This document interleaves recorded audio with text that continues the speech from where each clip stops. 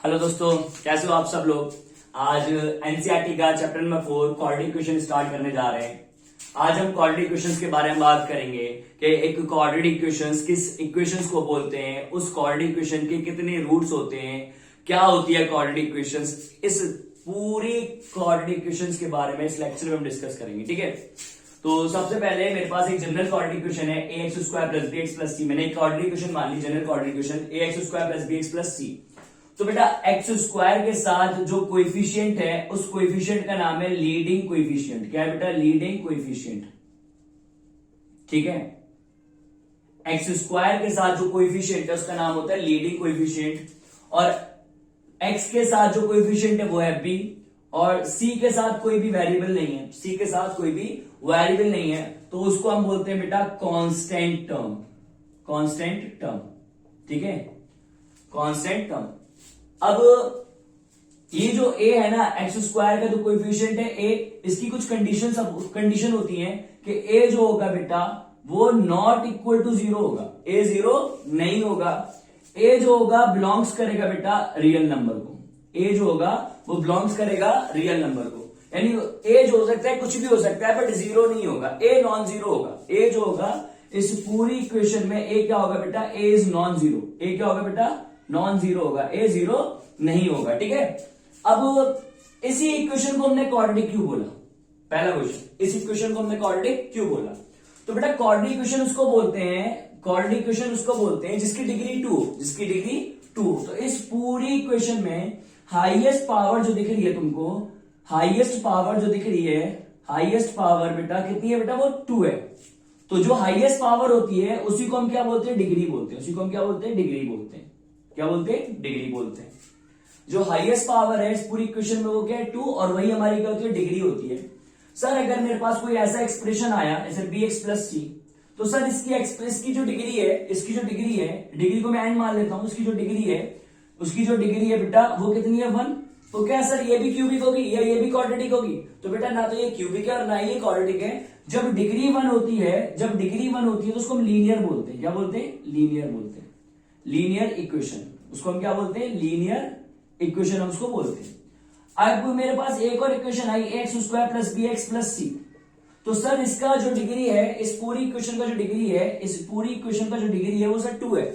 तो n का value क्या है बेटा? 2 है, और जब n का वैल्यू 2 होगा तो बेटा ये क्या होगा? क्वाड्रेटिक होगा। बहुत बढ़िया, ये क्या होगा? क्वाड्रेटिक इक्वेशन होगा, ठीक है। ये बात क्लियर हो रही है? अब मेरे पास एक और इक्वेशन आ गई, ए एक्स की पावर 3 प्लस बी एक्स का स्क्वायर प्लस सी एक्स प्लस डी।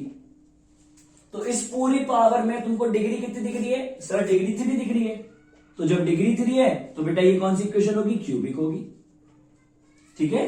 अब मेरे पास एक और इक्वेशन ले लेता हूं मैं। मेरे पास एक इक्वेशन और आगे, जगह तो नहीं है यहां पर, मैं यहां लिखता हूं, चलो। तो ए एक्स की पावर 4 प्लस बी एक्स की पावर 3 प्लस सी एक्स स्क्वायर प्लस डी, या डी एक्स प्लस ई, ठीक है, इक्वल टू 0। तो सर इसमें जो डिग्री है, इसकी जो डिग्री है सर वो n की पावर 4 है। डिग्री कितनी है सर? 4 है। तो इस वाली इक्वेशन को हम बोलते हैं बेटा बाई क्वाड्रेटिक। क्या बोलते हैं? By quadratic. By quadratic, by quadratic. अब इक्वेशंस की जो रूट्स होते हैं वो डिपेंड्स करते हैं डिग्री पर। अगर ये लीनियर इक्वेशन है, इसकी डिग्री कितनी है? 1, तो इसका बेटा रूट कितना आएगा? 1 आएगा। एक रूट आएगा अल्फा, में मान लेता हूं। इसके रूट्स कितने आएंगे बेटा? एक रूट्स आएगा, क्योंकि इसकी डिग्री क्या थी? 1 थी, तो इसका एक रूट आएगा अल्फा। तो ये मेरे पास क्या है? क्वाड्रेटिक इक्वेशन है, इसकी डिग्री क्या है? 2, तो इसके रूट्स कितने आएंगे बेटा? 2 आएंगे। एक अल्फा आएगा, एक बीटा आएगा। एक अल्फा रूट आएगा, एक बीटा रूट आएगा। सर इसकी डिग्री 3 है, तो बेटा इसके भी रूट कितने आएंगे? 3 आएंगे। एक अल्फा, एक बीटा और एक गामा मान लो, ठीक है ना, एक गामा रूट मान लो, ठीक है। अब इसकी डिग्री 4 है, तो सर इसके रूट कितने आएंगे? मैंने कहा बेटा इसके 4 रूट आएंगे। इसके कितने आएंगे? 4 रूट्स आएंगे, ठीक है बेटा। तो पहले इसको नोट करो, फिर हम आगे चलते हैं।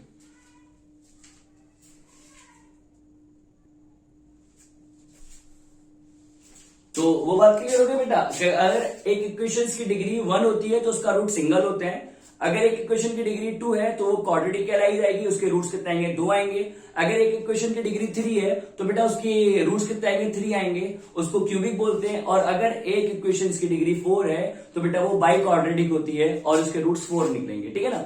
तो इस चैप्टर में हमें ना तो क्यूबिक के बारे में डिस्कस करना है, ना हमको बाई क्वाड्रेटिक के बारे में डिस्कस करना, हमको डिस्कस करना है खाली क्वाड्रेटिक के बारे में। तो बेटा अब हमारे पास वही एक जनरल इक्वेशन मान के चलते हैं कि A X square plus B X plus C है इक्वल टू 0।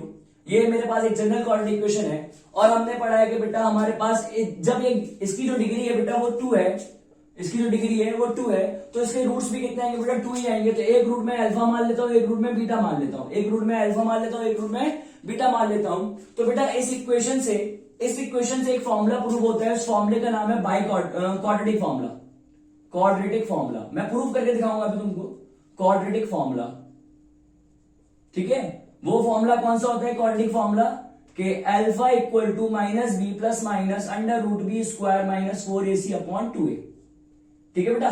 और हम इंडियंस हैं तो हम इसको क्वाड्रेटिक ना कह के इसको श्रीधराचार्य बोले, श्रीधराचार्य फॉर्मूला, ठीक है। ये फॉर्मूला भी मैं प्रूव करके बताता हूं कैसे आता है, ठीक है ना।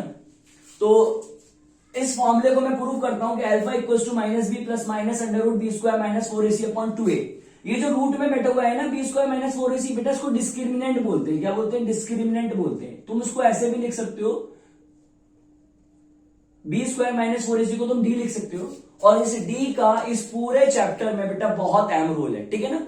यही डिसाइड करेगा, ठीक है, सारी चीज डी डिसाइड करता है, ठीक है ना। तो पहले इस फॉर्मूले को प्रूव करते हैं, उसके बाद डी के बारे में बात करेंगे। तो जैसे कि मेरे पास ये इक्वेशन है X square plus B X plus C, तो मैं लिख लेता हूं X square plus B X plus C equal to 0। अब इस पूरी इक्वेशन को डिवाइड बाय ए कर दो, whole equation divided by, sorry 2 नहीं, डिवाइडेड बाय ए, इस पूरी इक्वेशन को डिवाइडेड बाय ए कर दो। तो A X square divide by A plus B X divided by A और plus C divided by A और 0 डिवाइडेड बाय ए। तुम लोग जानते हो किसी भी नंबर को 0 से डिवाइड करते हो तो ऑलरेडी 0 हो जाता है। तो यहां से ए कैंसिल हो गया, तो यह आया एक्स स्क्वायर, यह आया बेटा बी अपॉन ए एक्स और यह आया बेटा सी अपॉन ए इक्वल टू 0, ठीक है।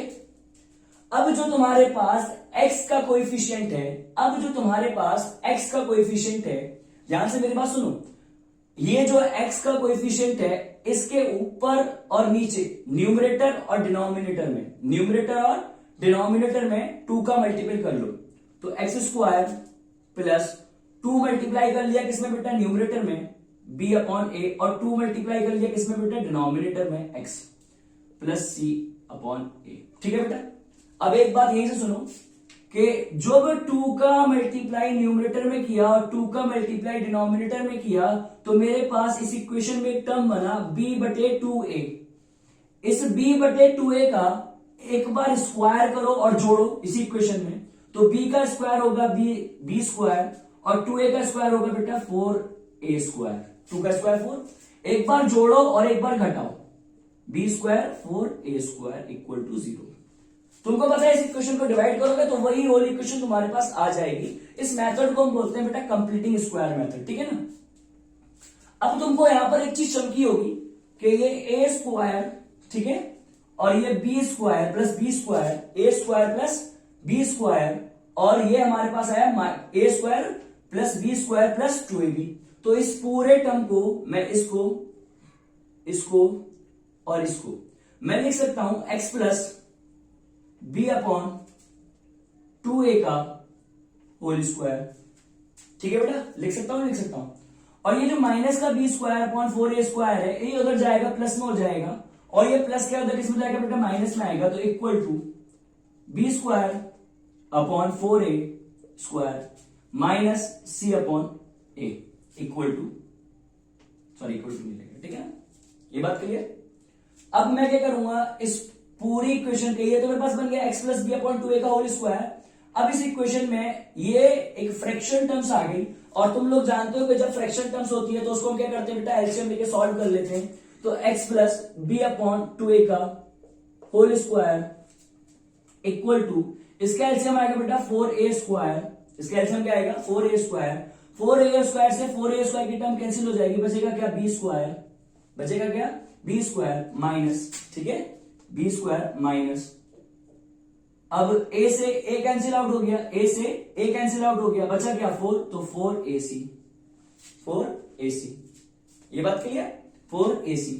अब मेरे पास क्या आ गया, इस पे स्क्वायर है तो इस पे मैं क्या लगा दूंगा, रूट लगा दूंगा, तो मेरे पास जगह नहीं है, मैं इसको मिटा देता हूं जरा थोड़ा सा, तो इसको मैं मिटा देता हूं। अब मैं अपना फॉर्मूला प्रूफ यहां पर रख देता हूं, ठीक है। तो मेरे पास b² minus 4ac upon 4a² आ गया, और इस पे स्क्वायर है तो इस पे रूट लग जाएगा, तो बेटा x plus b upon 2a बराबर under root b² minus 4ac upon 4a²।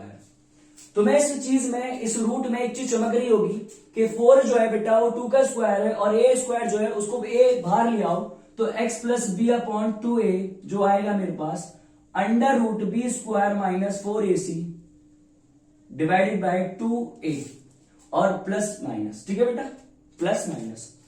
अब ये जो b जो है प्लस क्या है, उधर किस में जाएगा, माइनस में जाएगा, तो x बराबर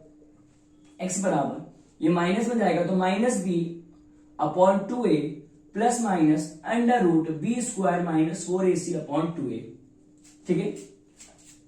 अब मेरे पास क्या है बेटा, डिनोमिनेटर सेम है, तो मैं क्या करूंगा बेटा, एक बार एलसीएम ले लूंगा इसका, एक बार लिख लूंगा डिनोमिनेटर से, और डिनोमिनेटर से डिनोमिनेटर कैंसिल हो गया, तो minus b plus minus under root b² minus 4ac, और यही है हमारा बेटा धराचार्य फॉर्मूला।